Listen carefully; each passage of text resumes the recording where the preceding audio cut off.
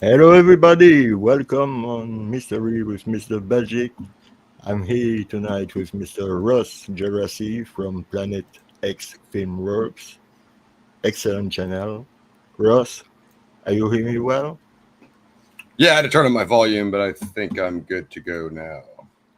How are you doing, my friend? I'm doing great, man. How you been? I'm fine, and I'm really happy because now we have 1,400 members.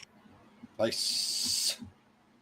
That's really great. I would like to say to everybody who is watching this video that I'm really proud about everything we have made.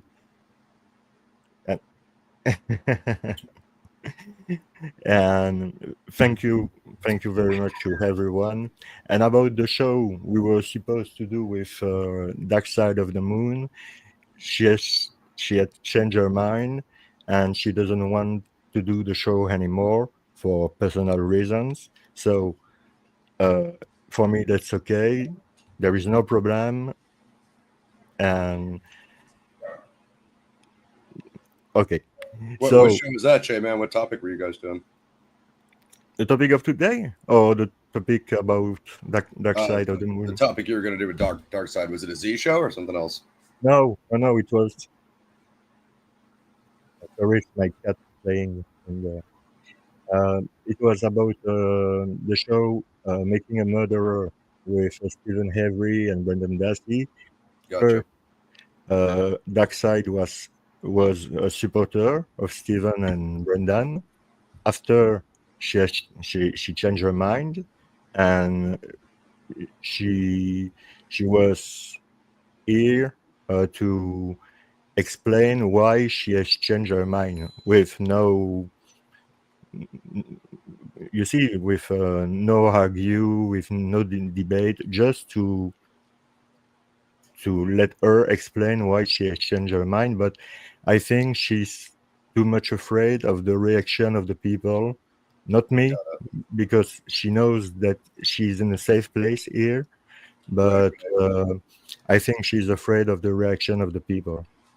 Yeah, I mean it makes sense. You know how the internet can be. I mean, obviously, I think your viewers are pretty chill. I don't think there'd be any. Everybody likes Dark Side over here on Mysteries with Mr. Belgique. So Absolutely, absolutely. We love you. maybe should change your mind down the line. I don't know if you Yeah, guys will be able to maybe. see it with the blur on. See if I can get in front of this thing. It's a little blurry. Yes, it's a Zodiac. blurry. It's a little blurry. It's I could probably turn the blur off. It's a Zodiac watch. It's not the Ah, it's sea. a Zodiac watch. Yeah, it's not the Sea Wolf. It's a Granville. So that's how you guys know I mean business. Once I've locked in with the Z watch, it means special exclusive. I have one too here. Nice. Show us what you got. Ooh, that's a nice one. I like Jerome's. Let's go. So someday we'll have to lock in our Z watches and just do Yeah. a watch special for you guys, a dual watch special. Good idea. I'm drinking my matcha, guys. It's if you know me, you know I'm not a morning person. Granted, it's noon here, so California time. Trying to wake up. Had some whiskey a couple nights ago, Jerome. So of course, I'm in my final form for the presentation. You know what I mean? Yeah. What So up, Jerb? Bing I give bong. I give you the mic, Ross, because it's your special report about the Yeah, Zodiac. yeah. Let's warm it up. I know some of you guys have reached out to me and want to spice up Jerome's panel here, so we're working on that. Ned's coming back, so we'll have to see how we can schedule that because Ned has made a lot of sacrifices as far as to be taking it at kind of off times for him out there in the Philippines. Maybe we can address some random things after the report here. Definitely head over to my channel. There's going to be some new interviews coming up soon and stuff like that. Of course, Zodiac shows and stuff. Like you guys know, I'm usually slow at the beginning of the year, but I've reached out to a bunch of people, booking a bunch of things. Definitely head over to my Patreon. That's where I had. So I was going to bring this up. Last panel was the in-depth analysis I did of the 10th Victim. It's a movie I was talking about last time I was on the channel. It definitely seems to be, it supposedly ran on TV in November 68 and definitely seems to be quite a bit of references to, like, you know, Zodiac, what we would call Zodiac type stuff. What else did I want to shout out? Vincent and Zach did a pretty good Lake Berryessa breakdown. That's over on New Cokes. And then obviously the regular reports from Ned, but not that much. I had a little skirmish with Candy Mugs on X for making those fake biker patches, Jerome. If you care to, I can address that at the end here. But that's a bit more of a messy situation. I think my presentation is a little more scientific than that. So that's about it, folks. Head over to PXF. Make sure you subscribe. We got the whole schedule posted for March, special St. Patty's Day with Crypt Rick. We're looking to get Jerome in on some horror stuff, so maybe we'll talk. Maybe Jerome's top horror movies at the end here. But without further ado, I just wanted to warm up the chat there. Let me have some more matcha. My brain's working at like 1%. I know some people brought up that, like, they left comments on my channel in the past and stuff, and they disappeared. I just want the audience to know that has absolutely zero to me. I as you guys know, PXF is a war zone. I barely even regulate comments over there. Like, you got to do something really outlandish to get your comment deleted on my channel. So if it just disappears, that's 100% YouTube. Really can't control that. Shout out to Pixie for holding me down. Let's get into it. I'll see if I can pull up. I hope you guys like this. Again, a lot of these people are doing, PowerPoint presentations on YouTube about Zodiac. I just felt like a lot of them are subpar, just kind of going over general common knowledge. And I wanted to bring something a little bit more specificity. I also found some things randomly on accident that I think could be related to the case. Full disclosure, it's not all brand new, guys. Like, it's as Jerome knows, anybody who looks at this case knows, it's very hard to look at Zodiac from 68, 69, even some of the mid 70s, late 70s activity, and actually find anything new that happened or related to it. I do have stuff sent to me from some people in the space. I have them all credited in the Prezi. So without further ado, I'll see if I can pull this thing up and see how it goes. The first Ross Geraci special report. I hope that intro wasn't too long. And this is possible explanations or possible inspirations of the Zodiac hood. So,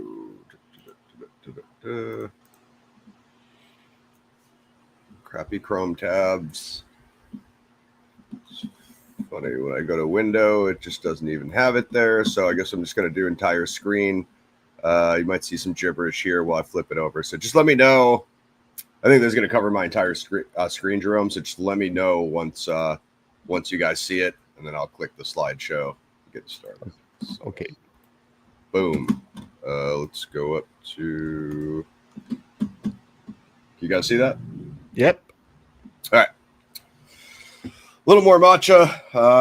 Feel free to chime in the chat whenever, guys, and then I'll take your questions at the end here. And hopefully, if this goes well, Jerome, maybe I'll give it some main stage love over on my channel if I chop it.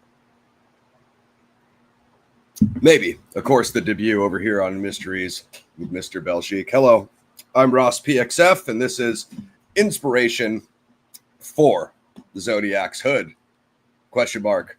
What are the possible inspirations for the Zodiac Killer's hood? So we've got a table of contents here, Jerome. I'm going to be covering some weekly detective articles that go from 1939 to 1940. A possible 1939 to 1941 connection. I haven't fully fleshed this out yet, but I think there's possibly more to something here. And Jerome and I can kind of speculate on what's going on here. I believe Grinnell found something else. He was talking about on the panel before that was like an older article, like a quote from that time that he thought Zodiac reused. So, like, what does that mean? Does Zodiac have some kind of 39 to 41 affinity? Does that speak to an older Zodiac? Is it just some younger guy who's going through those older articles, Jerome, right? Because there's two possibilities there. So we're going to try to flesh that out. And then obviously feel free to chime in with your theories, guys.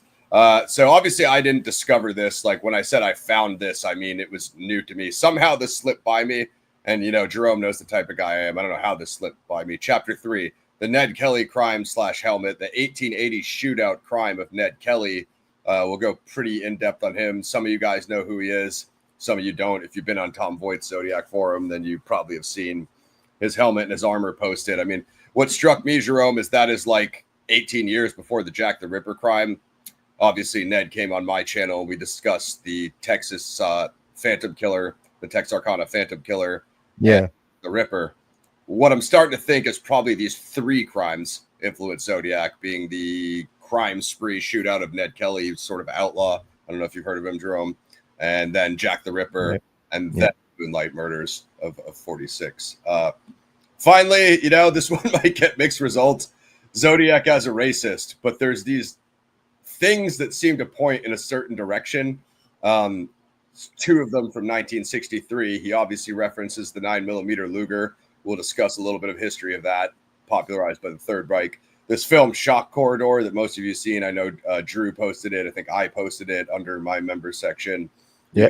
Join on my channel, become a member. It's a 1963 film where a dude dons a kind of pillowcase triangle point mask that has a kind of crosshair, a bit looking like the Zodiac logo that Zodiac signs off with, a circle with a cross in it. And the Hate Monger. Have you heard of him, Jerome? Yeah, it's a Marvel. Yeah. So the Hate Monger is interesting. We're going to talk in depth about him. You know, and I want to talk about that whole comic topic because I feel like there's quite a bit more there. I wouldn't be surprised if more of these kind of hooded comic characters started popping up. So that's great. Without further ado, and to be honest, this is just a template that I grabbed from the internet, but I just felt like a lot of other people's were just looking kind of plain. I want to do something a little bit more visually popping for you guys. So let's get into this. Chapter 1, Hooded Masks on Weekly Detective. So again, I actually almost kind of found these on accident. What I was actually looking for was if Detective Magazine had any articles on Ned Kelly specifically in the late 60s. That's how I found these, and you'll see that this is quite a turnaround from that.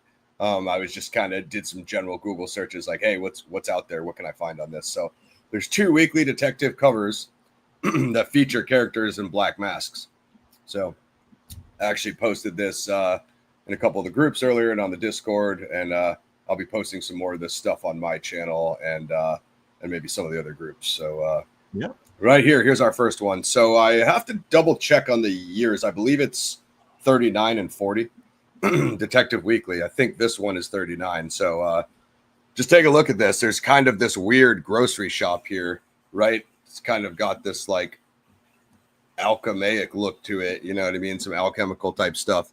The Brotherhood of the 12, they meet in sinister conference beneath the innocent little shop. So it kind of has like this Illuminati cabal vibe to it. But look at this guy, Jerome. What does this guy look like? Pointed black mask. He's coming out. And then what really caught my attention, look like the Zodiac. That's what I thought, right? Yeah. And then you know, this is what really caught my attention, Jerome. The Killers in Cowls. What is Zodiac's hood and his bib? Is it a cowl? You know what I mean? So like that's interesting. Definitely kind of, I mean, I guess he's got the whole cloak on, but you could definitely see kind of the mask, and just, I don't know what the deal is with the innocent little shop. It's obviously like, you know, disguising it, right? What is that like? Is that like Ace Hardware? Is that like, you know, does Zodiac work in a little shop? Yeah, it looks like a grocery shop. Yeah. Killer by night. Who knows, right? And then this is, I think that's 40, right? It's kind of hard to see the dates. I think that is 39. I think this one's 40. The Scientific Scoundrel. You know, it's interesting that this guy has this kind of mad scientist vibe. He's got these people tied up with rope. You can see their hands bound. Yeah. Sounds familiar, like Lake Berryessa, right? The Strange Adventure of the Man in Black. The Man in Black. It sounds familiar, right? Do we know a Man in Black in Zodiac? So he's obviously got his science lab coat on, but again, he's wearing another black mask, another black hood over his head. I have to say that that's kind of random that, you know, 2 of these covers both have these black mask characters, one labeled Killers in Cowls and the other one the Man in Black. You know what I mean? It just seems to be fitting. Maybe something, maybe nothing. I don't know. You know, you guys weigh in. on the chat. What do you think? Is this is Ross onto something here? Or is this just kind of a random thing, right? So, but the Z chronicity is going to get deep. We're going to continue on to keep going here. So, the 1939 connection, like I said earlier, the 1939 to 41 connection, like I said earlier. So, Daredevils of the Red Circle and the Bud Lord note. I've talked about the Bud Lord note before. A lot of people already know about it. I've posted it on my channel. Daredevils of the Red Circle, however, I found it totally on accident. I was looking for a different film that is supposedly related to the Zodiac investigation that I'll be talking about maybe in another episode or something soon. Okay. Something that law enforcement actually looked into people's ticket sales and movie groups of people that went to this film. They actually used it to as part of the investigation. That's what I was looking for. What I found was Daredevils of the Red Circle, which seemingly is more fitting than actually what I was looking for. I haven't watched the other film yet. Like I said, I'll talk about it soon. So Daredevils of the Red Circle and the Bud Lord suicide note. So Daredevils, like, what would you say this guy looks like, Jerome? Z? He kind of looks like Z's hood. He's kind of, maybe it's got the cloak. And I mean, that mask looks quite a bit closer. You know, obviously it's a bit more circular, like a Cobra Commander from G.I. Joe, but not quite as square. But nonetheless, you know what I mean? The eye holes, pretty damn close. The gun, we're going to talk about in a later chapter, because I feel like it's kind of a slam dunk between him wearing this mask. Yeah, there you go. Jerome said it, not me. And where have we heard about the Luger before, Jerome? Oh, in the Second World War. In What World about War II. What about from Zodiac though? Did he ever mention it on a phone call in '69 when he talked to Nancy Slover? Yeah. So Daredevil's the Red Circle. Sorry, bro. What were you saying? No, I just want to say that it's a German rifle. So German pistol, yeah. We'll be coming back to it soon. It bounces around its production in different European countries, and again, I do have a little more on the Luger. And again, this gun historians, this is not a Luger history presentation, so yeah, it's just specifically on one topic. Daredevils on the Red Circle, 1939. In the film, the characters receive a crime clue letters signed with a circle, you know, like, and that's actually quite similar to the other film that I was investigating when I found this. Chapter 3 is called The Executioner. So what does that remind us of, Jerome? Is that like Coco, the Lord High Executioner from the Mikado? You know what I mean? You have a chapter called The Executioner with a guy wearing this. Yep. The Coco, the Executioner character, with a guy wearing this. It looks quite similar to maybe Coco. And then the Daredevils are kind of like these investigative detective characters that you know, they're like Daredevil dudes that go around and solve crimes or whatever. It is 3.5 hours long, and I haven't watched it. I did skim through it, try to find which character this was, one of the villains or whatever. And I'm actually not sure because I didn't see him. So if anybody wants to watch that 3.5 hour movie, any of you Zodiac sleuths out there, I guess it's a TV movie or whatever, a series.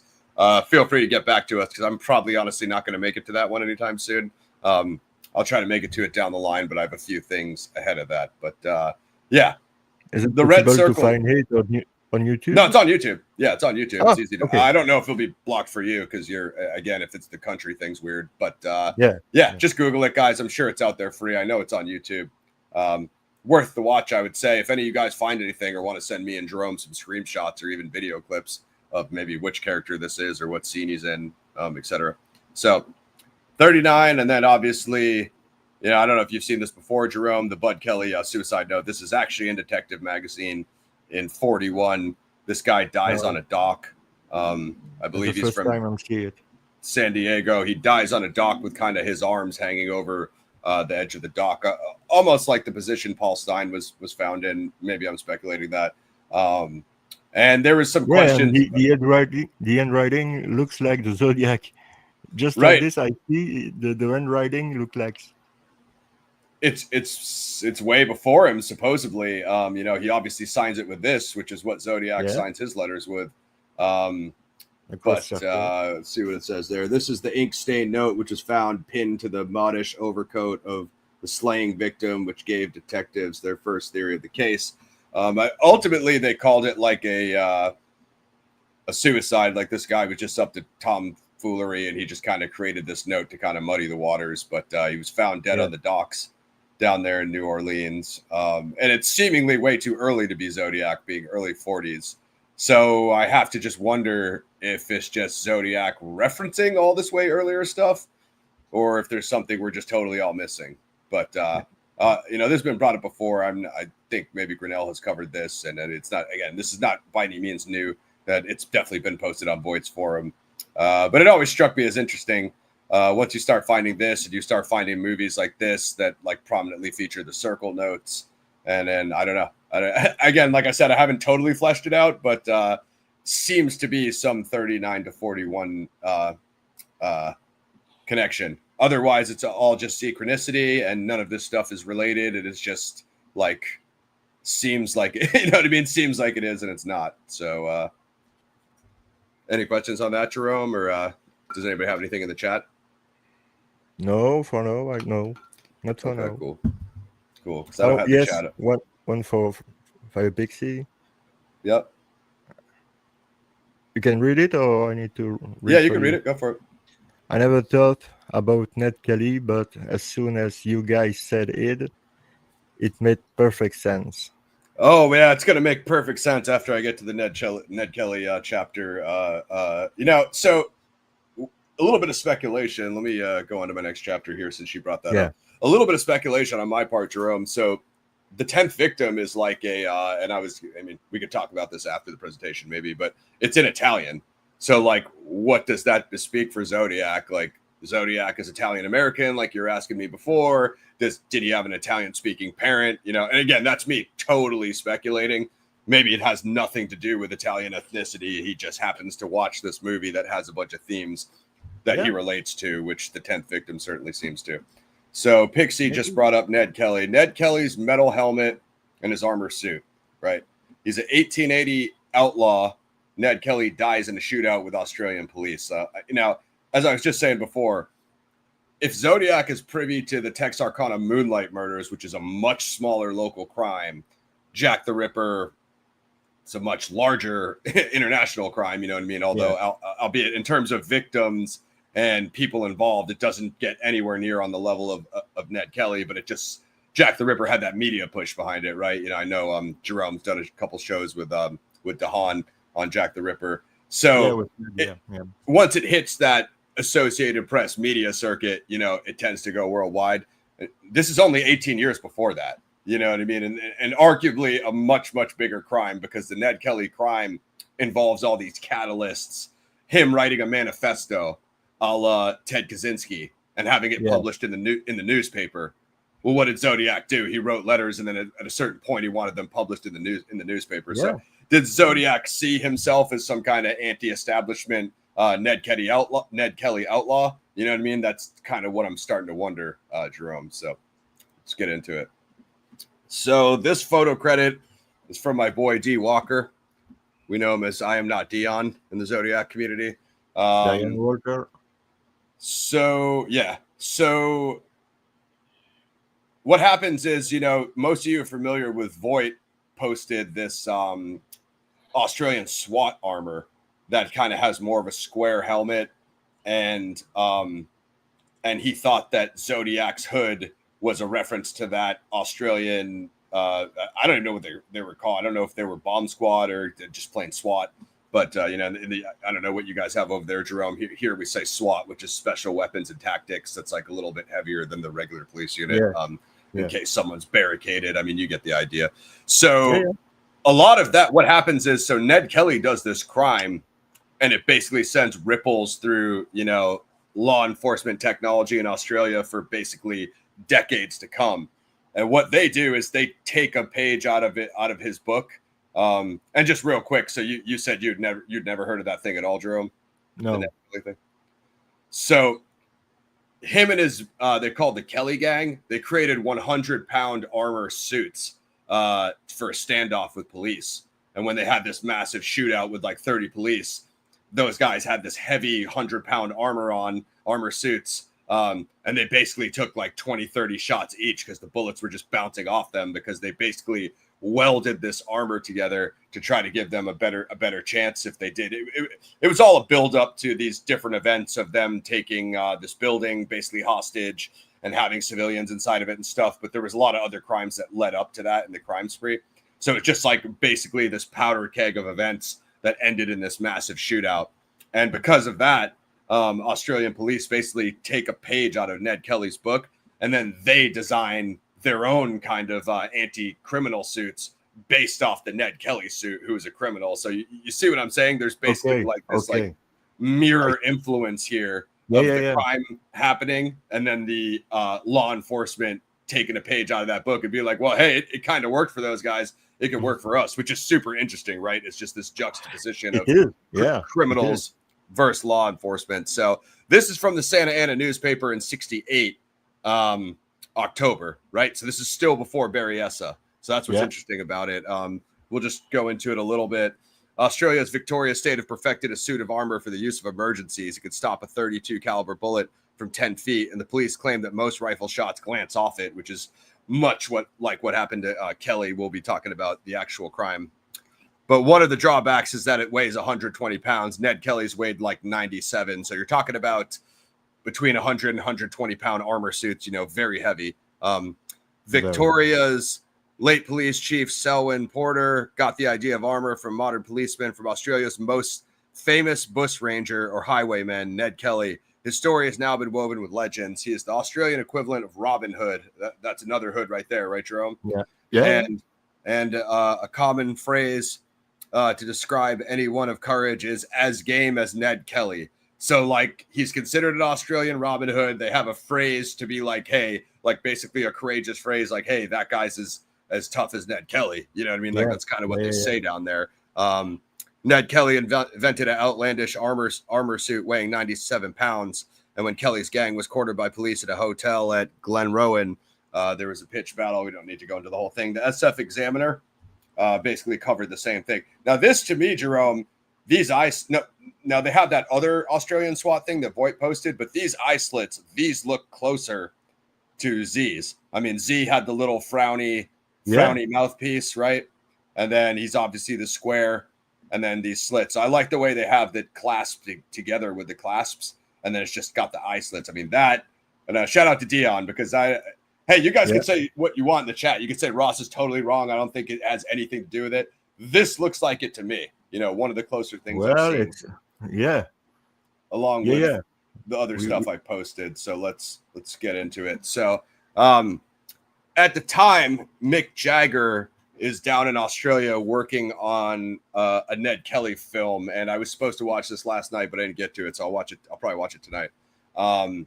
So he's down there working on it. It doesn't get released until I think 70 stateside. So some people have had a problem with that, but obviously this is from Richard Grinnell, ZodiacCyphers.com, that all these articles about them filming are posted in local SF papers. So Press Enterprise, obviously not SF, but where do we know the Press Enterprise from, Jerome? That's obviously the Sherry Joe Bates murder, Riverside activity. So it's talking about Mick's girlfriend. She is also a singer who's supposed to star in the movie with him, I guess playing Ned Kelly's love interest or whatever. She became violently ill on set, and then I believe she had to duck out of the role. Oh, no, wait, okay, so she was the role of Ned's sister, excuse me, it wasn't his girlfriend. So she was, so Marianne was scheduled to play the role, so it was supposed to be Mick and his girlfriend playing Ned's sister. She gets there and basically passes out unconscious, sick. So she ultimately backs out of the role.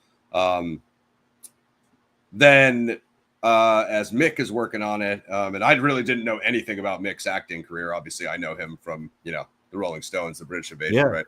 So he's down there working on it, and his right hand was cut and burned when a pistol he was using in a scene backfired.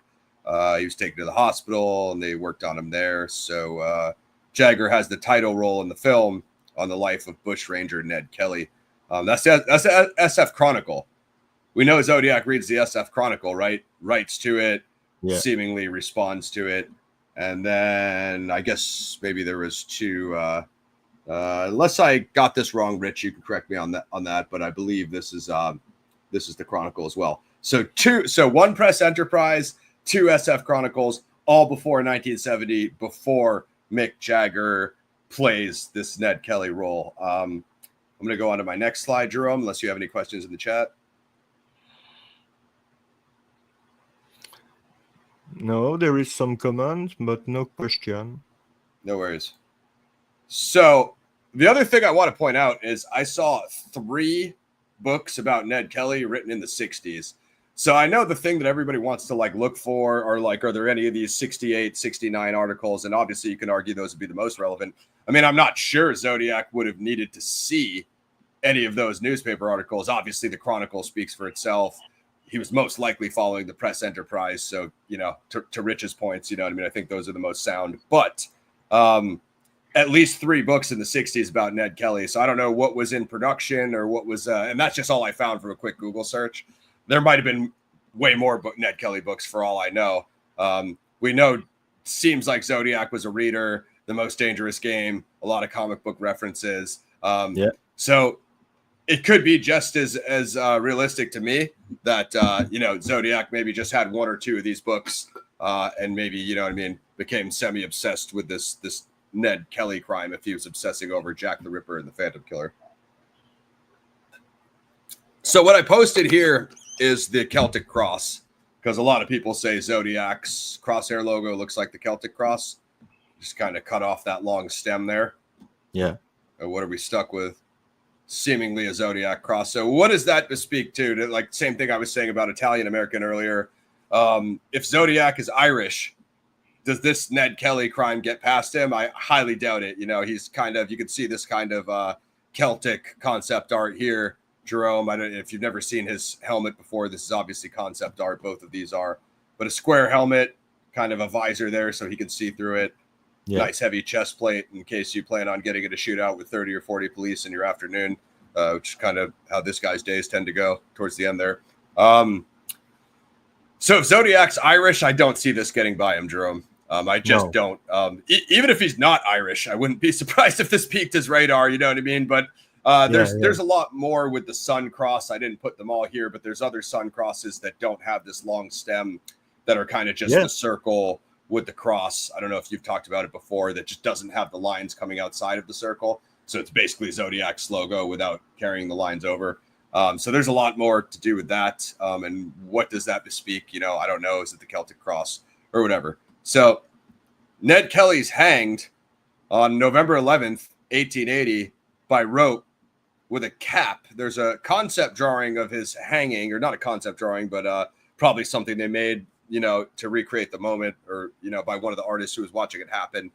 They called it a cap over his face. It was like a white cap. So what is the cap? Is that a hood? And then they made a death mask of his face after he died. I know that's very macabre, but it's it's obviously a thing that used to happen back in that era. I don't know if you're familiar with that, Jerome, when they would take the wax moldings of people's faces. So it sounds like something macabre that Zodiac would be into, you know, making these death masks of a criminal's face so they could be celebrated forever. However, the cap in the picture, the cap, go ahead. I do agree. Yeah. Yeah. Yeah. And the picture, the cap is more of just like a white, it's just like on his head. It looks kind of like a hat, kind of like when you take a beanie and you only wear it like at the top of your head, but then you could fold it down. You know what I mean? Like how people wear those beanie masks and they fold down into a face mask. Yeah. So, I mean, if he died by rope, you know, we know Zodiac's obsessed with by rope, by fire, by gun, by knife, from the Wheel of Death, and then maybe had a hood over his face. Maybe like what Craig Rhodes was saying on my channel about how Jay Sebring was found dead at the Tate LaBianca murders with a black hood over his face with a rope around his neck. It sounds like Ned Kelly died in that exact same fashion, you know? Yeah. And again, I wasn't really able to find more of any description of the cap. It looks like in the picture it was white, but, you know, they said it was over his face. So, I mean, I think that's just what they called a cap back then, and maybe more like what we would call a hood. So, you know, a dude that wore a metal hood helmet and a rectangle in the shape of Zodiac's hood, made a death mask of his face and died by rope with a hood over his face, possibly. You know what I mean? It strikes me as there's no way that Zodiac misses that, unless I am just totally inserting something here that doesn't exist. It's definitely interesting. So, and then I just obviously pulled these because I wanted to just show you guys some concept art of his helmet, but we can get to a little bit more about him. So his armor in the museum, that's like what it actually looked like. And I think they do have, I think one or two of the Ned Gang's Outlaws armor left. And I know this one is definitely, I mean, you can literally see the bullet holes on there, Jerome. Like, how crazy is that? Like, Yeah. you know, I mean, see where he gets shot. I think the way they stopped him was shooting him in the legs and shooting him in the feet because they weren't armored. And he didn't actually die from the bullet wounds. He actually recovered. So this guy was an absolute beast. Like something like this, I just can't see it missing. If Zodiac's thing is going back and recreating, reading about these old, like before his era, kind of big true crime, cases like such as Jack, such as the Moonlight Murders. This one is seemingly a much bigger one, less than 20 years before Jack the Ripper. Yeah. So 1880 crime, he wrote a manifesto to a letter denouncing the police that was published in the newspaper. Sounds a lot like when Zodiac, wanted his letters published in the newspaper. Yep. Does that mean, did Zodiac see himself as some kind of anti-establishment outlaw? You know what I mean? And then obviously we know like Kaczynski and his manifesto. So, yeah. I mean, Zodiac never actually writes an outright manifesto, but he does write that quite long letter at one point. It's like 6 pages, I think, right? So it's like, that's getting into the range of a manifesto, right? So to the newspaper, we obviously know about Jack the Ripper and his letters to the newspaper. It all kind of seems to track from 1888, 1898 up until 69. So he's a bush ranger outlaw, Robin Hood type figure, like we mentioned Robin Hood earlier. Yeah. So a lot of hoods keep coming up, you know what I mean? And maybe Robin Hood's a random one. I don't know how much he has to do with the thing. About 18 years before Jack the Ripper. And then I want to go in a little bit more about like what happened with Ned Kelly and why, could be relevant. So he has this final last stand with nearly 30 officers. He dons a 100-pound suit of armor. Wow. So what happens is they have a back and forth volley of shootouts. Some of the Kelly gang started kind of getting drunk and celebrating that night. I don't really think they thought they were going to get attacked. What they actually did was they disassembled the railroad. So when the platoon of police unit started coming, they wanted the plane to crash. So all those guys would be injured the plane. They wanted the train. Okay. Obviously, there was no plane. They wanted the train to crash. So all those guys would either be dead or injured. So they wouldn't be able to come where the Ned Kelly gang was holding off in the barricaded hotel. So Kelly let one of the civilians go, and that guy went and warned the train to like he made like I think like a lantern and maybe like some sort of flag, and he kind of waved it down and was able to get them to stop before it crashed. So they were able, like nothing happened to the train. They were all able to show up there, and basically that's when the shootout ensued. As the fog of the morning approached, Kelly flanked them, the unit, around from behind. So he waited till the morning fog, and then as they were shooting out with his gang, he popped up behind them. Like, listen how crazy the story is, Jerome. He popped up behind them in this metal suit in the fog with 3 guns and just started unloading on them. And it was so surprising and insane to them. Like, this is on Wikipedia. You guys can read it for yourself. The actual quote is, they thought he was a strange apparition. And there's more to it. They thought, I don't know if you know what a bunyip is, Jerome, but it's actually like a cryptid, like an Australian cryptid. So they thought he was either a bunyip or a ghost. Like, that's how surprising this image of the outlaw in this random metal suit was, emerging out of the fog and shooting at them. It was just so insane that it didn't occur to them that this was a human guy in a suit, or Ned Kelly. The armor shows 18 shots and 5 shots in the helmet. So they shot him 5 times in the head, 18 to the body. And I think the only thing that stopped him was he was having trouble loading his guns, obviously from the heavy armor suit, and it was just slowing his pace down. You obviously, think of a decent sized guy our size with then an extra 100 pounds of metal armor on him in the middle of a massive shootout.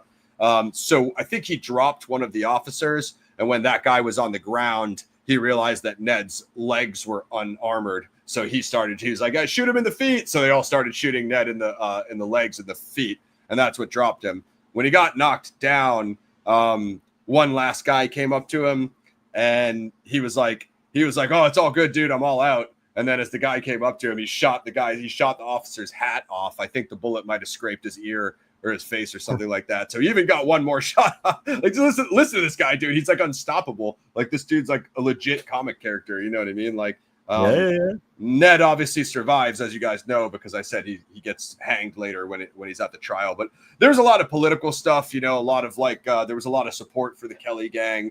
They were stealing horses, and there's just like a lot of back and forth between them and the police. But a lot of people thought like some of the low income Irish immigrants were kind of being persecuted by the police. So it was a lot more like socio-political, like, you know, conflict that was going on with these Ned Kelly crimes that ultimately lead up to this final shootout. So, I mean, just a story like that, I can't imagine if Zodiac's reading these major, you know, and then you think Jack the Ripper, Ned Kelly, the Texarkana Phantom, you know, 3 English-speaking countries, 3 major crimes. So, yeah. Plus the influence of the Japanese and the Chinese culture, because when I see the armor that you show early here, it make me think to Japanese armor from the samurai.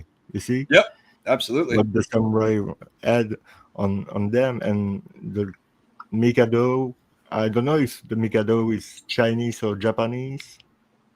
I believe it's Japanese because I know it was banned, I think, by Britain at one point because it was supposed to be like, So, but yeah, I agree. I mean, obviously, as you know, me and Gaz just did Sanjuro. We've now reviewed Sanjuro and Yokimbo, so we definitely do the Akira Kurosawa samurai films over on Paradigm Review Show on my channel. So go sub over there. So. Probably the most controversial chapter was the Zodiac killer a racist. I've brought this up on other panels and maybe my channel before. If you look at that last letter that Tom Voigt has as the Zodiac killer's letters from 78, he uses a racist word in that. So if you think that's the Zodiac, it's pretty clear that Zodiac is a racist. Obviously, a white guy in 68, 69, I don't think it would be very like unusual or uncommon for you know, someone of Zodiac's age to be a racist. He doesn't like overly say much, you know, racist philosophy in the letters, but I think that's because he mostly focuses on himself, right? So, and anyway, if he is some like KKK guy or neo-Nazi, how much is he going to actually give you of his real personality in the letters, right? Because all that's going to do is, you know, then you can investigate groups like that. It might bring you closer to the trail of finding him. So, but based on these references, I have to wonder. So was the Zodiac racist? The hooded Luger from Daredevils of the Red Circle, as Jerome said. The shock corridor scene, we'll talk about that. And then the hate monger from Marvel Comics is like arguably the most controversial Marvel character, you know, at least that I've seen. So we'll start with Zodiac as a racist. All this stuff in 1963. So the movie Shock Corridor, this journalist infiltrates a psych ward with all these guys in it, and he eventually is like kind of like stuck in there. He's like writing an article, so he tries to pretend to be like a patient. He's stuck in there with all these crazy people. I don't know if you've posted this before, Jerome, or have you seen this movie? I've seen the movie. So in the scene where this character is, he's actually like a black character, an African American you know, actor, but he reenacts this kind of imagery, this scene where he cuts out 2 holes of a pillowcase, puts it on his head, a la like a Klansman, you know, a Ku Klux Klansman, in 1963, and he references an invincible empire, mimicking a Klansman. So it's kind of like some juxtaposition there between like a black character pretending to be a white racist, and you know, but obviously he's got that crosshair logo on his hood, which a lot of people think is a pretty close connection between wearing the hood and then having the logo on it as well. Obviously, I mean, it would have been cool if he put it a little bit lower because obviously Zodiac's was hanging on his chest. And then that brings us to the hate monger. I mean, I think this is pretty unmistakable. And shout out to Neil A. I don't know if I'm supposed to say your name, Neil, but Neil's been looking into a lot of this stuff. And I've seen hate monger before, but I want to just put this into a place where you guys can see everything in one place, right? So this is obviously Fantastic Four. I don't know if this is. I'd have to look up Hate Monger's first appearance. I think it might either be 61 or 63. His imagery changes. Sometimes his hood changes. I know there's some new renditions of him, like modern ones. The Hate Monger, and another thing I want to point out is 1963 is the same date as Gaviota Beach. The Dominguez Edwards murder is my last main series episode. So I don't know if that's just synchronicity, as this movie Shock Corridor comes out that year and this Hate Monger stuff comes out that year. And then we have the Gaviota Beach murders. I don't know how much these were inspiration for him to pull off those, but that's why I tend to think that if Dominguez Edwards is the Zodiac, Jerome, that he would have wore some hood, at least a bandana over his face, because that occurred at like 3 or 4 p.m. in the afternoon, which would have been, June. It would have been light, much like Lake Berryessa occurred before sunset, sundown, same type of thing. So given that the Hate Monger look was already out there at that time, obviously the Phantom Killer occurred in 46. And there's also another one, which I think could be a third inspiration of that, which we'll be covering on the next slide. But look at this. I mean, boots, military style boots. It's almost like wing walkers. That looks like the gun, a bit of a utility belt, seemingly what Zodiac wore at Lake Berryessa. Looks like he has some rounds in it. And then I'd say that's probably his gun holster. I would like if he would have had the knife on the other hip, Jerome, just because that would have been like the spitting image of Lake Berryessa as far as holster, knife sheath, and whatever belt he had on with the rope. Carrying a torch, is that by fire? You know what I mean? Maybe some fire involved at Gaviota Beach with the matches. And then I put this image of him here with the H logo on his hood. So I mean, something obviously the chest more prominent in terms of Zodiac, a la Zodiac having that crosshair logo on the Lake Berryessa hood bib. So that one, I mean, man, black hood or whatever color, purple, dark black, logo on his chest, and then obviously the variation, the logo on his hood. But the Hate Monger is an evil Adolf Hitler clone, and that's why he's such a controversial Marvel character. So underneath the hood, he's an evil clone of Hitler. So I mean, the character in Shock Corridor making the Invisible Empire, Ku Klux Klan reference, Hate Monger being an evil Adolf Hitler clone. Are these the type of things that that appeal to Zodiac? You know what I mean? That's me speculating. I don't know, but I tend to if this is like it just randomly happens in 63 where he references the Klan and then Hate Monger comes out, he's an evil Hitler clone. Then it's just insane synchronicity. You know what I mean? Maybe it's just synchronicity. I don't know. That's true. I thought worth it to discuss because Neil has posted Hate Monger in the groups, and I think other people have posted Hate Monger in the groups. So I don't know how many of you guys have seen Hate Monger in the chat, but feel free to weigh in. And then obviously, the Fantastic Four, Human Torch. You could make the argument by fire, right? So a character made out of fire. So. The Luger. Jerome was talking about the Daredevil's Red Circle. So here we have a hooded character, eye slits, hood over his face. I showed him to you earlier, Daredevil's Red Circle, holding the Luger. So is that the 9mm Luger? Is that literally the pistol that Zodiac referenced in the July 5th, 1969 call to Nancy Slover? This is Zodiac. This is directly from Zodiac Cypher's Richard Grinnell. He's got the whole transcript here. You guys know the quote, right? I don't need to read it to you, but it's the Zodiac panel with Mr. Belgique, so we're going to read it to you. I want to report a murder. I want to report a double murder. If you will go 1 mile east on the Columbus Parkway, to the public park, you will find the kids in a brown car. They were shot with a 9mm Luger. I also killed those kids last year. Goodbye. Makes quite a point to tell us what the pistol is in this instance, Jerome, whereas he doesn't really. I think maybe he said a 9mm for Paul Stein, or that was obvious from the caliber of the shells.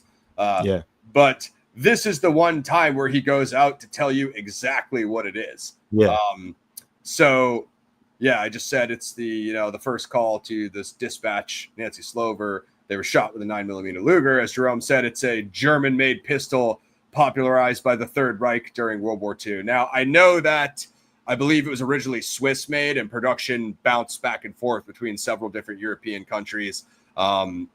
Germany, Switzerland. And again, I think it was in service up until 53. I think when it was brought into service, it was actually very early. It might have been like 1913 or something like that. And again, not a gun historian, guys, not a presentation on the history of the Luger. And I'm aware that it bounced around these different countries. But I believe, I don't know if it was Tom Voigt's forum or maybe Discord, someone floated an interesting idea before, whereas a lot of the American soldiers who fought against the German soldiers in WW2, Jerome, it was like a popular thing to bring home these kind of German artifacts after the war. So I believe someone floated the idea of like, did Zodiac's father fight in the war, bring home a 9mm Luger pistol from Germany? And is that the pistol that he used at Lake Herman Road? Maybe it has some significance to him. Or, I mean, his father didn't necessarily need to bring it home for him either. He could have just bought it, secondhand in a pawn shop or whatever, if he collects these kind of World War II German kind of war artifacts, which a lot of people do. Even a lot of Americans collect World War II memorabilia from both sides of the world, both sides of the war, the conflict, the Axis and the Allies, the Americans as well as the German Third Reich. So I've always wondered if that's his little nod to the Reich, Jerome. I know you're out there in Europe. And again, that's just random speculation on my part. Like it or hate it in the chat, guys. If you're not feeling it, you could roast it. But I just feel like right here, we literally have the black hooded character holding the pistol that Zodiac referenced, the 9mm Luger. So I don't know if it's going to get closer than this. I wouldn't be surprised if more of these types of things started popping up. I might have found some other things myself. So other hoods, let me get any questions in the chat, Jerome, and I'm going to get some water while we break.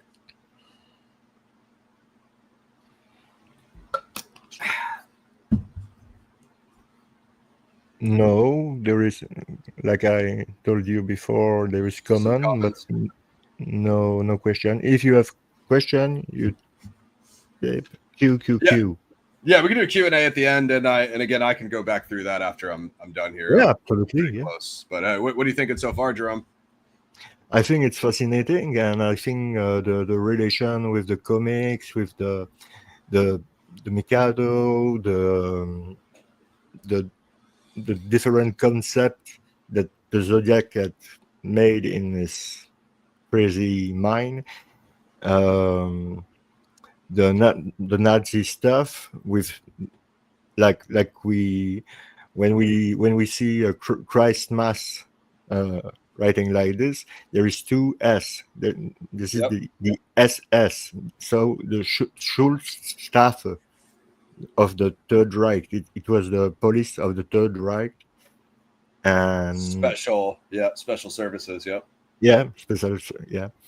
absolutely. So you have the SS, you have the cross symbol, the Celtic cross using by the Nazis. Yep. You have some, like you say, some term EUs who are racist. So it's possible. Yeah.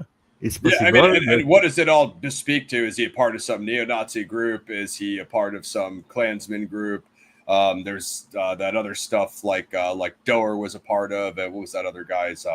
Horton, Hoxton, I forget. It wasn't the Weathermen, but I think it was something else like the Weathermen. Somebody help me in the chat. There's a lot of those groups in Northern California, basically, is what I'm saying at the time. So other hoods, we mentioned Robin Hood, we mentioned Kelly.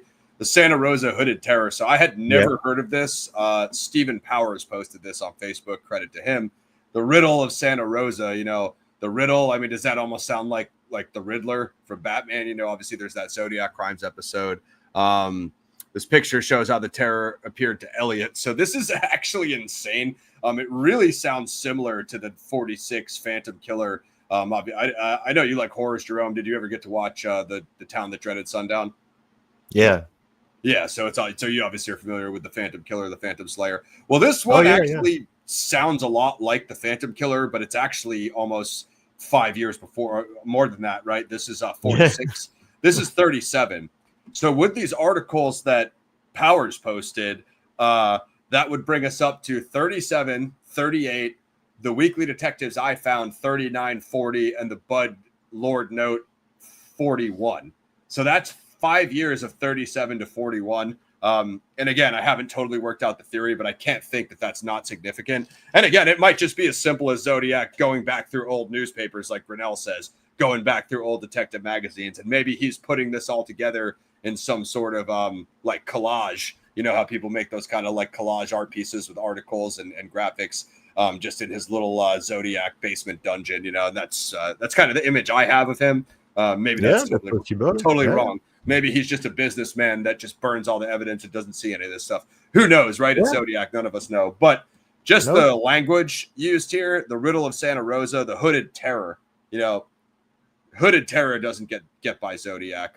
This is what I forget what. I think this was the Santa Rosa. What's that paper called? Is it the Mercury? It might be the Mercury. Help me out in the chat if anybody knows. Californian inspiration for the Zodiac hood with open arms, easier to put on and fight with. So obviously that, like his bib, it hangs on his chest, and then that frees up the arms for knife and gunplay.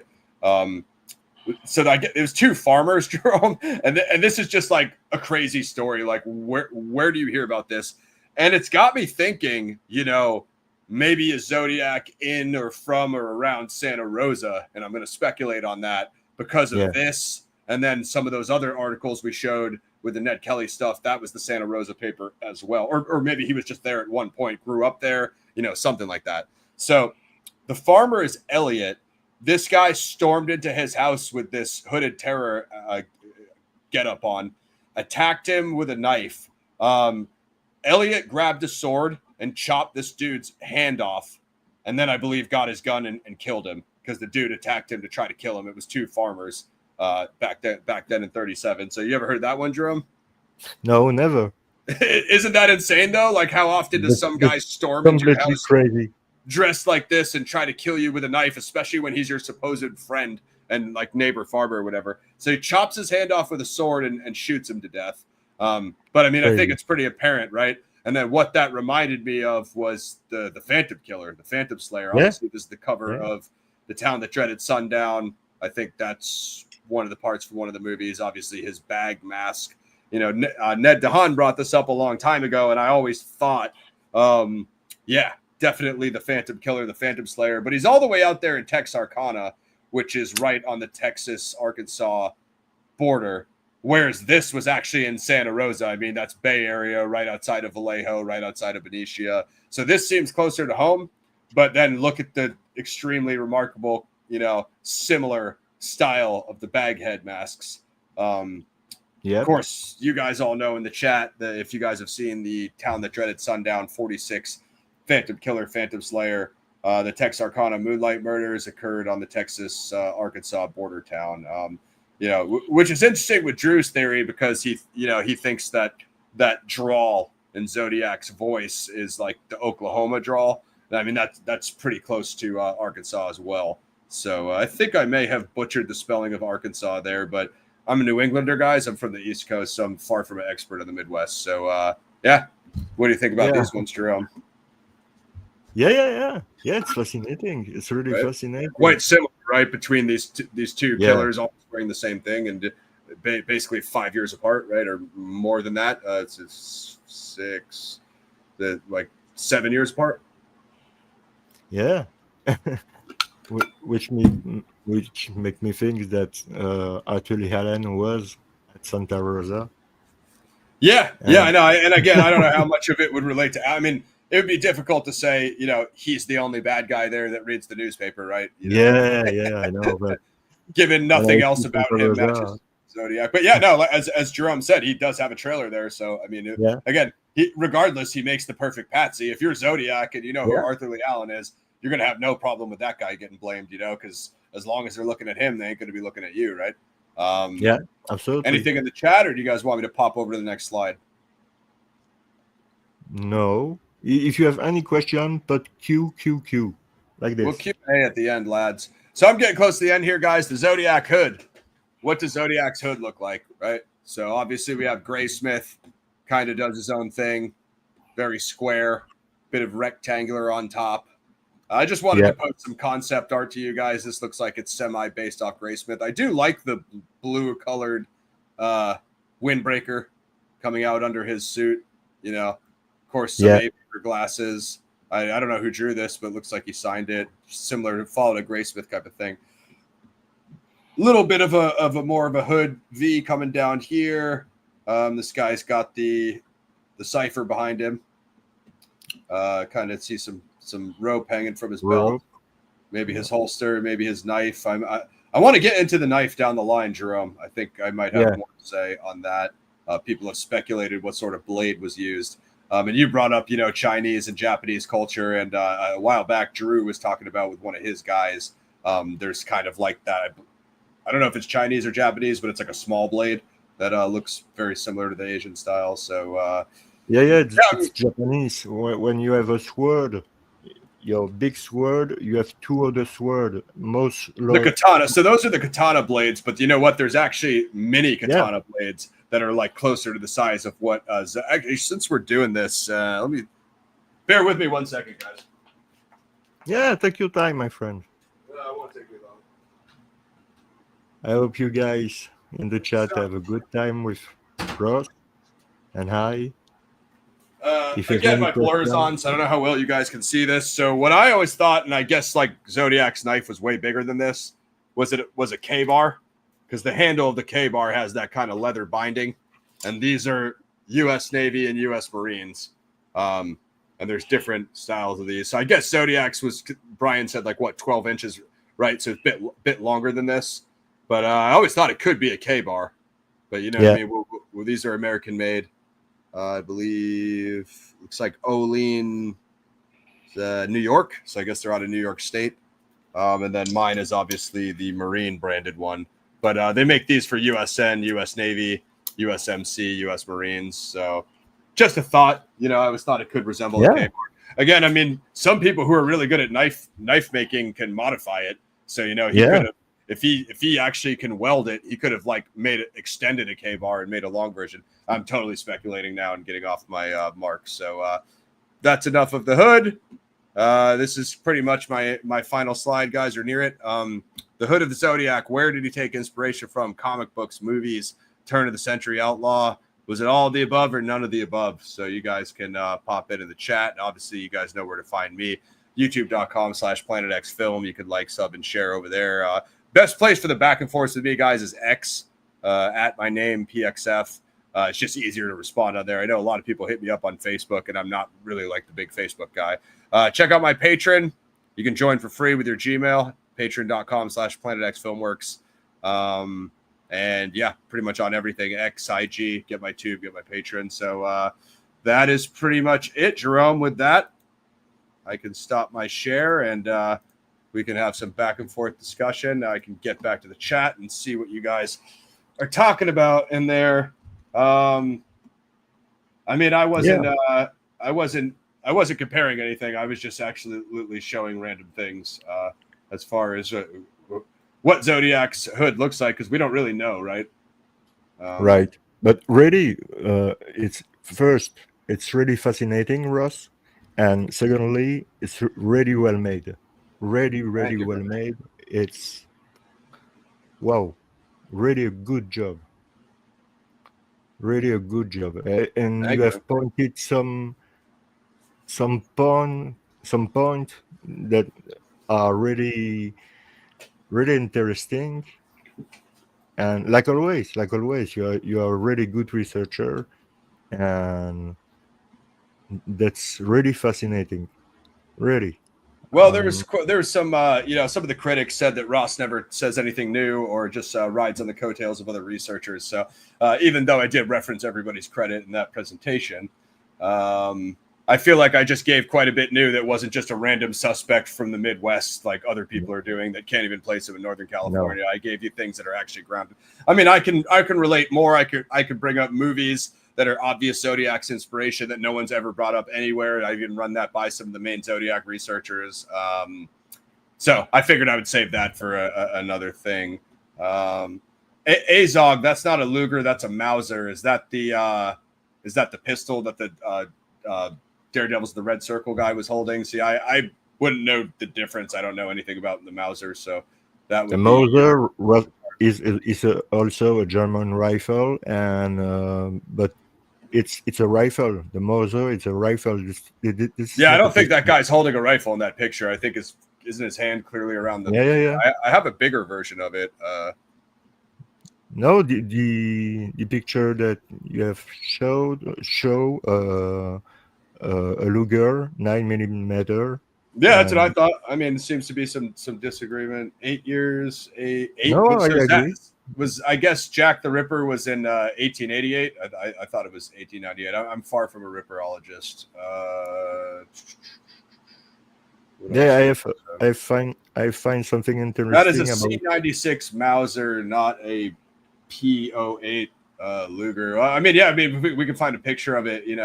Either way, though, if Yeah, the Mauser's German made, I mean, appreciate the correction, but I think my point still stands. yeah, Regardless yeah, of yeah, it yeah, being, if it's active in the Third Reich, that's really my only point. It wasn't supposed to be yeah. a Luger presentation. Yeah. Ned Kelly. Let's see what else is in here. We have Jurza. Hi, my friend. I hope you Yeah, will be back Zodiac soon. was all of them. The Phantom. Zodiac's dad was a Cali detective, and that's why he reincarnated in Cali Z13. I mean, not too sure what that means. Yeah, I mean, I like what Apata Commit said. The knife sheath is a big clue to Cheney. He had leather skills. I mean, I tend to agree with that. Mick Jagger. Oh yeah, you Yeah, are really. Ross does think there's more murders than the four canonicals. Ross actually thinks there's more than just the four non-canonicals as well. I don't really think Sherry is Zodiac, but I think No, it's very no. highly likely there could be more beyond what I covered in my main series. Maybe some post. Obviously, I'm always talking about the pre-canonicals. Maybe some post-canonical activity wouldn't surprise me. Yeah, Hartnell described the hood as P38, which is your master. That's why the Luger was valuable acquisition for. See, Gerbold seems to know more about it than me. You described the hood as cloth. Yeah, I know. I'm always interested in the material because what they presented, and this is the Zodiac speaking on Netflix, was essentially that Arthur Lee Allen makes his own skin diving suits, so he would make the Yeah, Zodiac hood out of skin diving material. But if that's heavier and makes you sweat more in the sun, then it wouldn't make sense to make that non-breathable. Not that he was necessarily no, concerned with the material being breathable, but that wouldn't make any sense unless he's going no, swimming in the Executioner hood. Why would he need that made it out of skin diving material? no. It doesn't Graceless make drawing sense. is top right. I don't think it'd change a whole lot. There's more than a few problems. Zach doesn't like the Graceless drawing ever mentioned on the hood. I mean, whether it was mentioned or not, though, doesn't necessarily mean that it was there or not. Enacting, history repeats itself. I agree with that.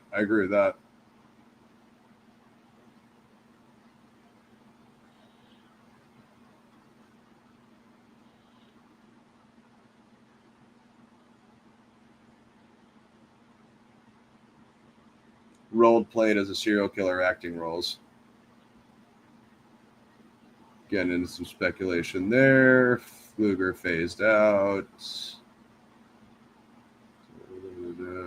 Yeah, I'm sure I didn't spell Arkansas right, but again, I wasn't really going for a spell check on there.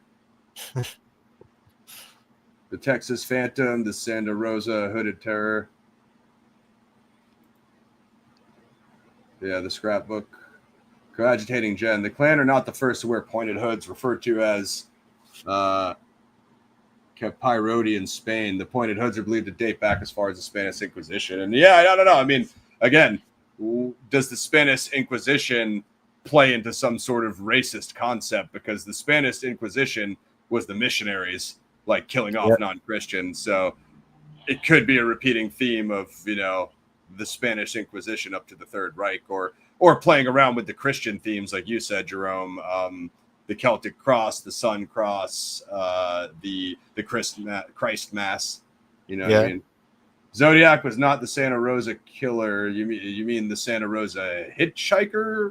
hiker murder killer, or are you talking about the Hooded Terror? Because that's not even close to what I said. Okay, he did not commit Ray Davis, Gaviota, or Sherry Joe Bates. Well, I mean, you have absolutely no evidence whether he committed Ray Davis or Gaviota or not. Sherry Joe Bates, yeah, could have an argument there. Yeah. But I bet you Zodiac did commit Dominguez Edwards. I would bet money on that. Law enforcement tends to think he did. Zodiac was 16 and 46. So, Casba, you just kind of go off on random things. And just nobody knows what you're talking about. Sorry, brother. I got to keep it moving on that one. As far as Zodiac being 16 doing anything, I mean, you could bring that back to Sandy, who killed Vern Smith, being around 16. Yeah. Ross never did his special report on Lake Herman Road. I don't think I'll do a special report on that. I think that'll just be main series. We're shooting 2 episodes of the main series early July. Hey, Richard. Hi, Richard. I hope you are doing well, my friend. Looks like a paper bag. I'm the GOAT. Druzy, I need Druzy back. Druzy, if you want to co-host some Z-Files, I'm going to bring you back up for some Z-Files episodes. Maybe Druzy and Ned. Druzy's on Tappa Talk. Got him, Grilla. That's freaking hilarious.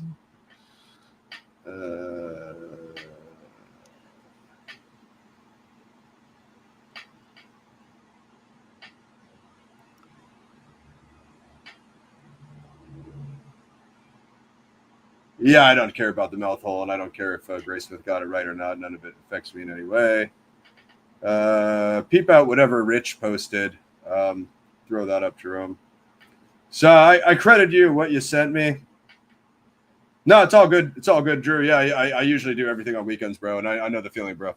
Taking 2 grad classes and working a full-time job, which is why I've missed most of Jerome's panels because I just can't do it during the week. But yeah, hopefully we can get Ned back on tomorrow. Are you guys doing tomorrow? I don't know yet. If I have only Ned, no, because yeah, we'll ask him if he can do like Sundays, just because I work during Mondays and stuff. What up, Richard? Yeah, shout out real quick. Shout out to everybody that sent me all that stuff. Richard G, Neil A, D Walker. They all sent me some cool stuff. And like I said, I wouldn't be surprised if more of that stuff pops up. One thing I want to bring up, Jerome, is like we've never had like a great like comic book expert in the Zodiac community. Like Aranchak found some really good stuff in the video he made. A lot of it was like modern. But if we ever had someone that knew the Golden Age, the Silver Age, like an actual comic book expert that could say, hey, give me every hooded character from the 50s to the 70s. You know what I mean? And not just Marvel either, not just DC, like everything. Because no. Yeah. It will be really great to have someone who is an expert in this area. I think that's what we need. I'm going to try to recruit one because obviously the Red Hood is a character in DC. That's like the Joker before Joker became Joker. He was the Red Hood.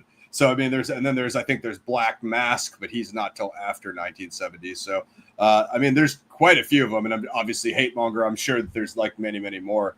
But it'd be interesting just to deep dive it to see if any of it correlates to 69, 68, 69, 70. Even before. Yep, exactly. I can't see what Richie posted, but I will check it out.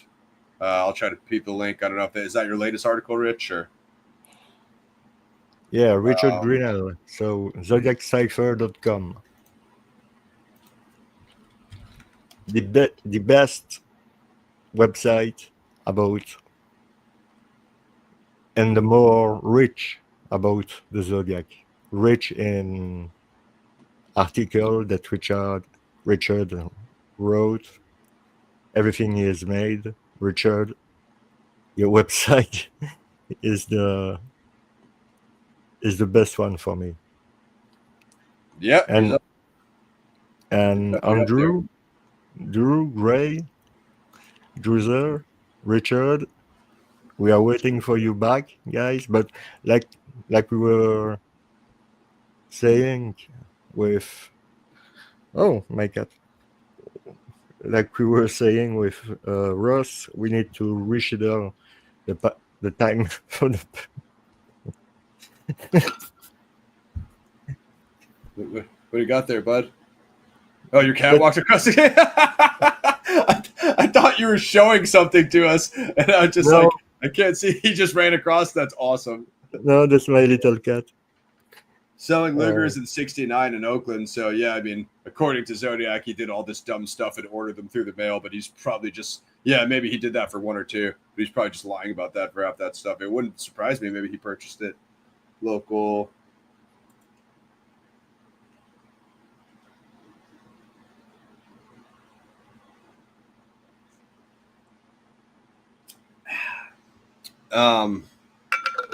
Man, what else was I gonna say? So I think I'm on Zodiac speaking, taping this Friday, guys. So I don't know if you're available, Rich, but hopefully you can join us. Rich and Morph's podcast. I don't know when it will drop. So I don't know how they do that. They probably need to put it into the system. But yeah, that's what I got coming up. I definitely want to bring Richard back up and do like the letters deep dive, Zodiac letters deep dive. We'll probably start with like Exorcist and go, everything like the later stuff, because I think that's what Richard does like a really good job with. Reached out to a few other people to get some other interviews going, and like I said, going to be filming episodes 5 and 6 in the beginning of July. So if you want to get early access to the main series, best bet is to go over to my channel, join a membership. And then obviously, we do stuff on the Patreon as well. Definitely got a few interviews locked in. As far as I know, I mean, me and Morph are scheduled for Friday, so I think I think they're kind of just doing one-offs, Rich, because I know you guys didn't want to just like do endless, like pretty much non-specific episodes. So yeah, I think me and Morph are going to talk some Gaviota.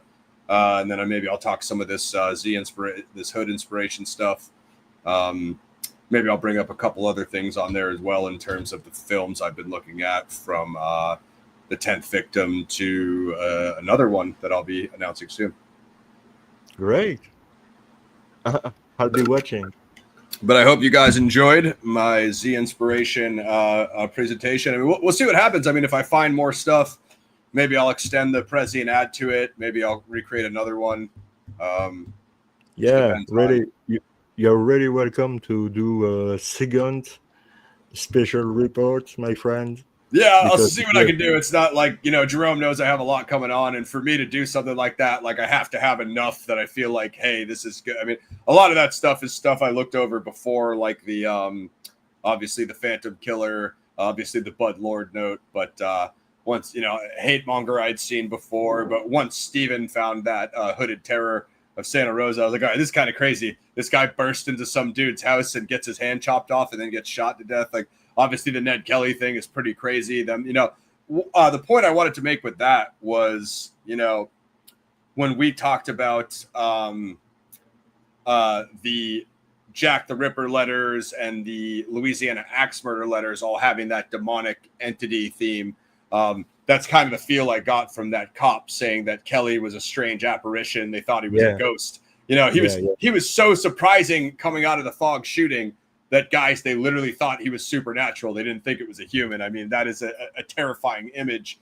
The type of thing I would think Zodiac gravitating to. No, we're not inviting you to nothing, Zach. Sorry, bud. You're out of the band. No, Zach's my man. And like I told you, Ross, if in the future you do horror movies on your channel, I'll be really. It will be really great if I can join you to talk about horror movie, because that's something that I really am in. Yeah, no, absolutely, bro. I definitely want to bring you up for horror. I mean, give them your top 3 horror. I think me and you have gone over it before. How? Is that too much pressure for a live? It's difficult because I know we did Halloween. Much. I think you said Shining, right? Was that Shining? And I think I'm trying to remember what your other tops were. They were Shining in first. But yeah, there is so much. So what I keep getting told, Richard, is that it's November 68. The problem is, I think the European release is way before that, so it's a little bit difficult to determine. It shows IMDb shows 68. And by the way, The 10th Victim is free to watch on Tubi, guys, if you all have Tubi. Directed by Elio Petri. So it shows 68. I assume that that's Italy, European release. So I don't think it makes it onto TV in the States until November 68. The question is December 20th, 65, but I wonder, is that stateside? If you have that verified, that's stateside. It works for me. The rumor I saw posted was that it was November 68.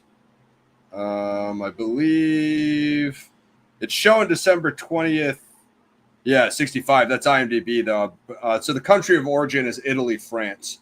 So I have to wonder if that's not an Italy, France reference. The one thing I don't know, Rich, is if the U.S. release is, if you want to pin his Richard's last one, Jerome, if the U.S. release is English dubbed, that'd be an interesting question, because did they just play it on U.S. TV in Italian with subtitles? Because then that'd be kind of interesting, because then I'd wonder if Zodiac would have any kind of Italian background or even an Italian speaking parent. If it's the case, it goes in my sense with Panzarella. An Italian American? Yeah. Yeah. You know me, I'm always keeping my eye out for Italian America. Of course, your boy Palisetti, you probably got a few Italians in the case, right? Yeah. On different sides, perhaps. Yeah, so that's pretty much all I got, my friends, on this. I'll be deep diving Ned Kelly, watching those Ned Kelly movies. I'll be looking for more comic characters, and then so it's available on YouTube for free, the movie. The 10th Victim, or which one? Both. The Ned Kelly movies, I'm not sure about those. So there's two of them.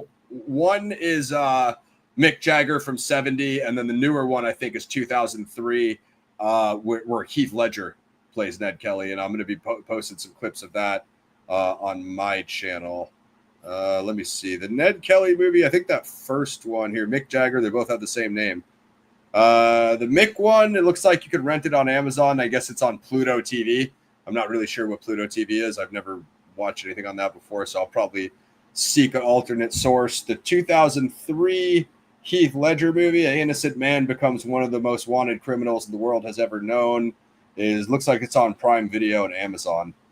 So I'll definitely be watching both of those and get back to you guys. Who knows, depending on how inspired I am, maybe I'll write a review on Patreon like I did with the 10th Victim. But yeah, there's something else. There's another one that maybe I'll cover next panel. Let's get the gang back together. But yeah, I know Jerome and I got the feedback on how the show was going, guys, and we're definitely going to mix some stuff up and hopefully bring some new people up on the panel and stuff, and mix it up and switch it up a little bit to keep it moving for you guys and hopefully keep it entertaining. And then, like I said, my show coming back soon. I'd definitely like to bring up Ned and Druser to co-host. Definitely a couple more interviews. But yeah, I mean, I have some other things people want from me in the meantime. I'm almost done reading Martin Andrade's book, so I might do a Cooper show. Drew and I obviously just did the Yuba County 5. So that was cool. That was a cool one on the anniversary. Yeah. Again, has nothing to do with Zodiac or really the other cases my channel covers, but it's a crazy missing persons case, and I just felt like I had to do that, it was really a great show. I recommend everybody to watch the show if you are interested by the Yuba County 5, because Drew Bison is really, really in it. He had to write a book about it. Yeah, he had the first book on the topic. Obviously, Tony Doug Wright book is out now, and Tony spent, I think, at least 10 Yeah, years reading a the book. lot of times. Yeah, Tony knows the families. He interviews everybody yeah. involved. Yeah. And Drew had made a lot of work too on it, and Yeah, it's really a strange case. very strange. Yuba really needs a movie. Yuba's the case that really Yeah, needs a movie. Zach was saying that Yuba really needs a movie. yeah, I had I considered agree. writing it. I was going to write it based off Drew's book. I think if I wrote a Yuba County 5 script now, I would have to probably incorporate Tony's book into it because he's done so much. So Richard said the 10th Victim movie poster had crosshairs in the number 10. And I don't know if I emailed you my full review on the 10th Victim, Richard, but I mean, there's a comic books. So the assassin character in the 10th Victim reads the comic the Phantom comic, which is interesting. Like you think of the comic character the Phantom, does that remind you of the Texarkana Phantom Killer, the Phantom Slayer? Could that be like a double meaning reference to him? And they also talk about the assassin character Zodiac sign in the 10th Victim. He's a Gemini, so Like me. is Zodiac a Gemini? Yeah, I'm right on the Cancer Gemini cusp, Jerome. So I can be either one, depending on which Zodiac you read. So yeah, definitely the 10th Victim. You know that I was thinking about that long time ago. I was thinking about his sign because he Yep. called himself the Zodiac, and for a while, I thinking that he was a Gemini, like I am. But me, I don't have two figures because a lot of Gemini has two figure, so one good and one bad. Yeah, Not me, absolutely, but absolutely. Yin and but Yang. yeah, the yin and the yang. And I was thinking maybe the Zodiac is one Gemini because he could be somebody really nice for everyday's life, Right. for with everybody. Somebody really nice, really well dressed, really, and be completely crazy and kill random people for the fun. Lets And the beast loose at night. yeah, You know, Rodelli talks a lot about that in his book. Like every person has like three personas: a private, a yeah, public, and a secret. You know, yeah, and like the secret is like the worst of you that you don't tell anybody. You want to throw this one up of Grinnell, the last one? yep. Movie co-starred Ursula Andress. You guys can see my review on my Patreon. Who played Caroline Meredith, Huntress, who had just killed her 9th victim and was looking for a 10th, just like the Belli letter. So Belli letter seemingly a 10th victim reference. Belli, another Italian, Jerome. So Yes, you know what I mean. You can take that yes. for what it is. And what is the name of the movie? The 10th victim. Ah, the 10th Victim. Yeah, the Okay. 10th victim. Yeah. Ah, yeah, the 10th. Yeah, Yeah, it has crosshairs on the poster. yeah. Has quite a bit of comic book references. Klingel was a Gemini. Julia, of course, one of the best researchers in the case. She likes Klingel. May 27. It's my birthday. So what is that? Exorcist 3, when they have that serial killer who's based off Zodiac and they call him the The Gemini killer. Gemini. So Yeah. if they actually call him the Gemini killer and Zodiac actually was a Gemini, that is some insane synchronicity. You know what I mean? Yeah.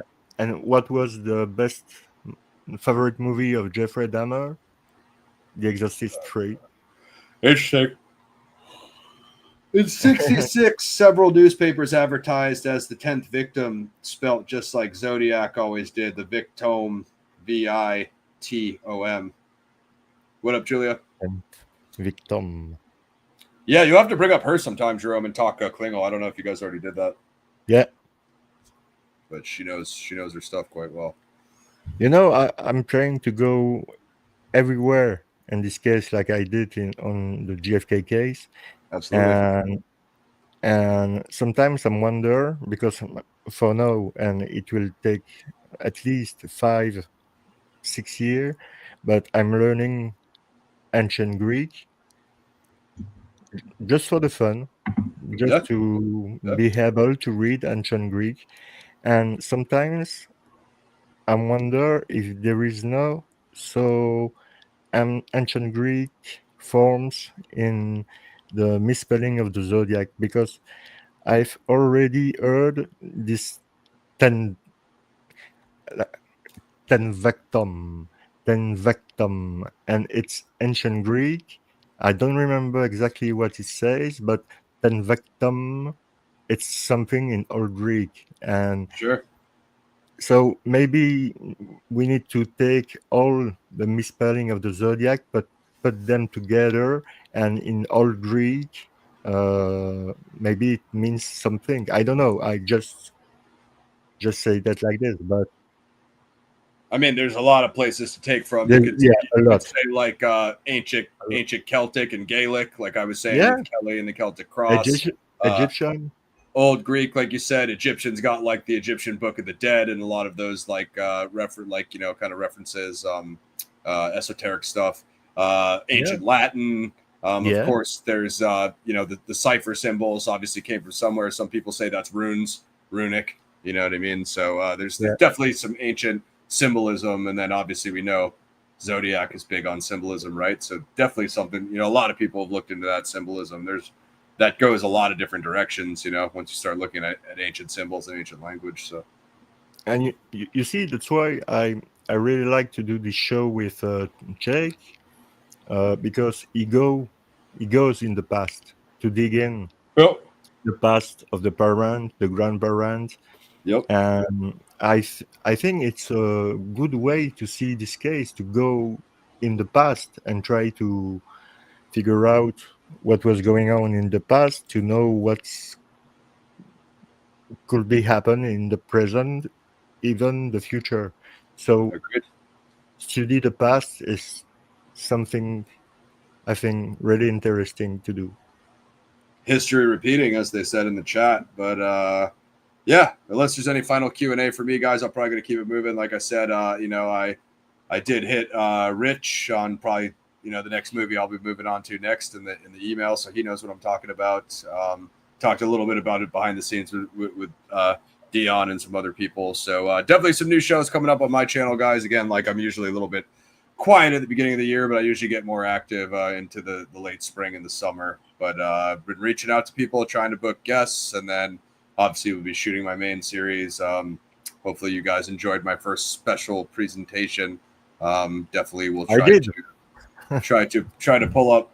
Yeah, like I said, maybe I'll do another one down the line if I'm able to find more stuff. Like I really think the comic book thing is a thing, Jerome. I think we really need to get like a comic, much like how Misty found that Wheel of Death. Yeah, By rope, by gun, by fire, by knife. I wouldn't be surprised if more of that type of, not exactly the Wheel of Death, but more, like Hate Monger, like more of those hooded characters and stuff, or more comic book references. I wouldn't be at all surprised. I mean, the Detective Weekly and Detective Magazine, there's probably tons of stuff in those. I really haven't gone through any of them, so that's another thing as well.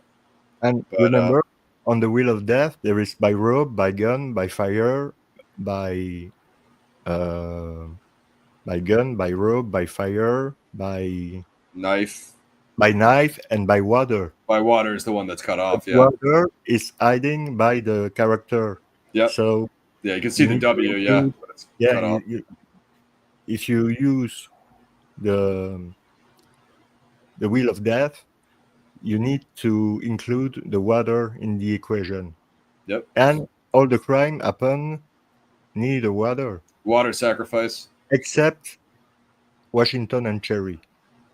Yeah, But I there mean, is, you can see the water. I've been up there. You can see the ocean from there. yeah, It's not on the coast like you said, but but I mean, SF Bay, you can pretty much see the water from every direction if you're up on a hill. yeah, yeah, yeah. So it's definitely in the But background. yeah, yeah, yeah. And I And remember somebody talking to me about George Washington yep, and Cherry. it's that's what Avery, played by Downey Jr., says in the movie. Washington and Cherry. Wash is Yeah, like washing in the water. So yeah, yeah, yeah. and obviously, What like, in town? one thing I pointed out, I think in a previous panel, was like Cherry Street. Is that like Sherry Joe Bates? Yeah, Cherry. I mean, Cherry Jobek. could be Yeah, totally random. Who knows on that one? yeah, yeah. It But could be, could be. that's all I got, guys. If you got any more Q&A for me, let me know. If not, got things to do. Got to go do some homework and start my day. But maybe I'll download and rip that to my channel if you guys are feeling it. Like I said, probably time for me to go with the sirens in the background, Jerome. Yeah, they find you. Yeah, they're coming for me. He just finished his presentation. Take him away. But yeah, like I said, guys, we'll be doing more stuff. Hopefully, if we could keep these on Sunday, Jerome, I could keep doing them, and then let's find out what Ned's schedule is, and we'll keep that moving. As for Candy Mugs on Twitter, she made up some. Hey, appreciate it.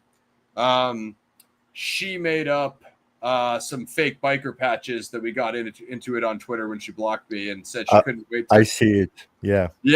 She said she couldn't wait to watch our next panels. That's what I love about some of these like haters that watch the panel, but they want to get into it in us with arguments. No, they appreciate it, Gerbil. Shout outs. Appreciate all you guys. And then, I don't really have much left to say on the old LD Hill stuff. Vincent did a great job of debunking that over on his channel. Completely trash suspect. I've seen absolutely nothing that puts him in Northern California or makes him a Zodiac killer. So I'd say just reference Nuke Hoax's video for that of the completely fabricated cipher solution and the many reasons. Also, another thing that doesn't make sense to me, Jerome, when people double down on these like Zodiac wore wing walkers, so it automatically means he was in the Air Force or the Navy. Like, you can buy those at Army Navy stores.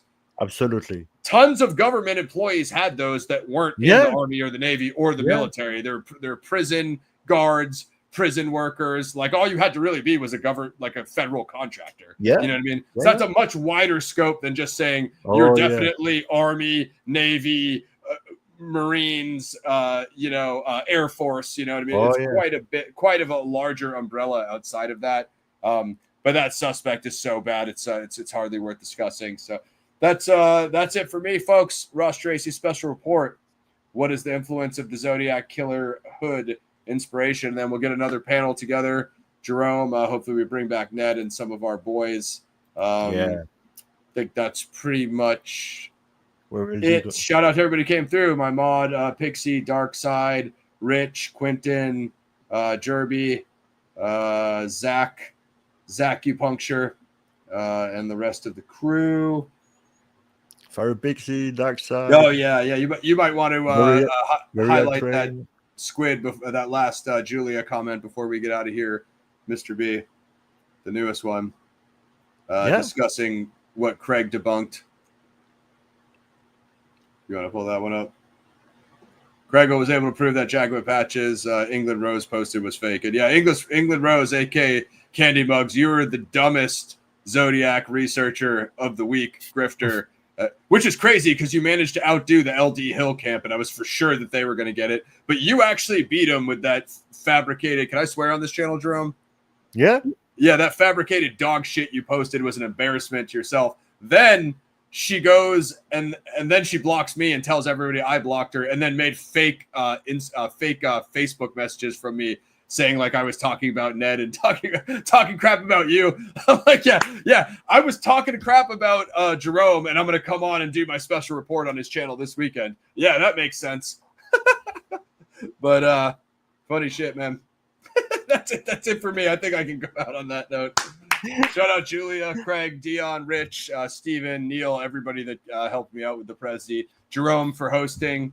And I thought you guys might like some jokes to lighten the mood on the way out there. I did. You know what I mean? Sometimes, hey, it's the Zodiac killer, man. It's not the most cheeriest, topic in the world. So no, sometimes we got to break it up with a little bit of comedic effect. You know what I mean? So yeah, that's true. Yeah, but you're right. Yeah, that's it for me.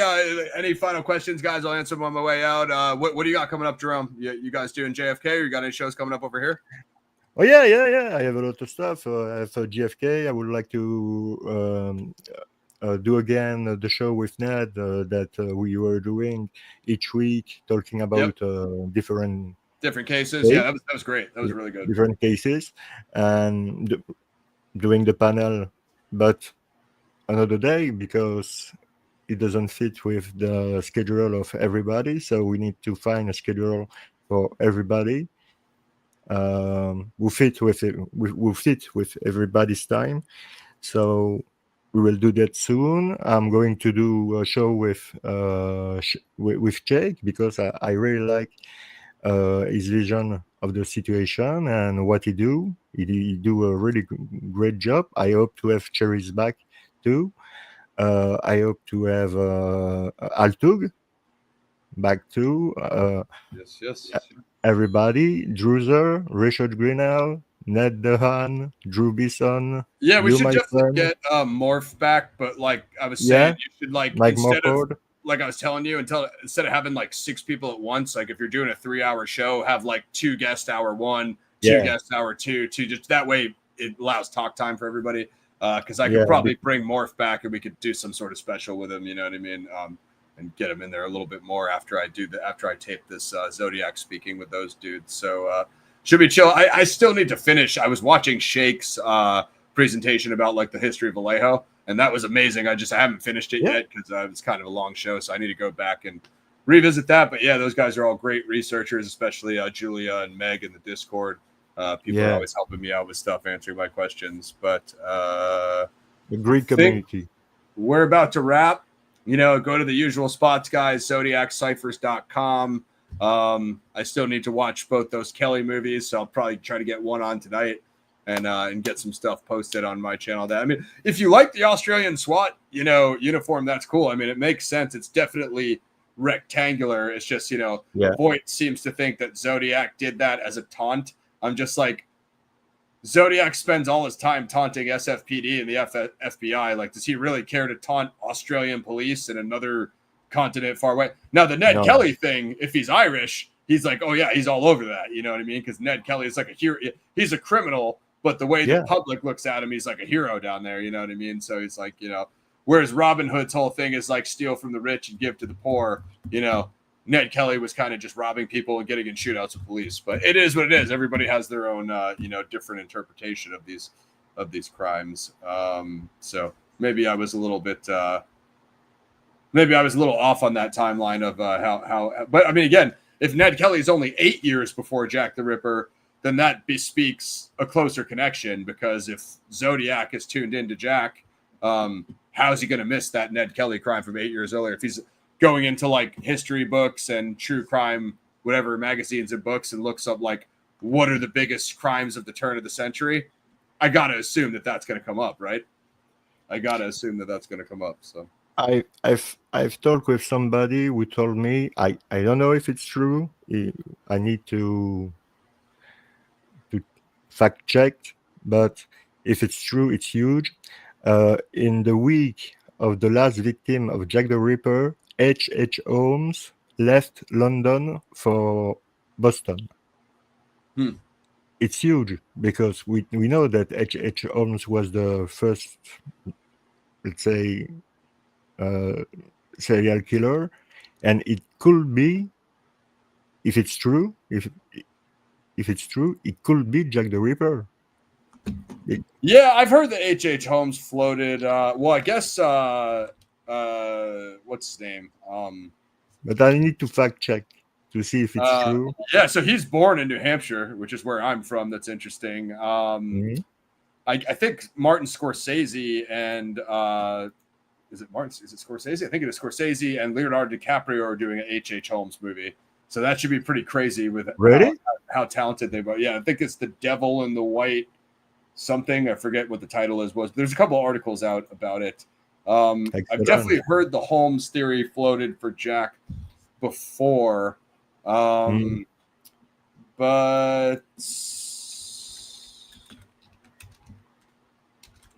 like I told you, that this is one information that I need to fact check because I don't know if it's true. But yeah, I don't think H. Holmes is the first serial killer though, because Jolly Jane Toppins, she was a nurse that was killing her clients. She's born in Boston in 1854 and died in 38, and she killed I think 28 or 30 people. So I think she might have been active killing people before Holmes was.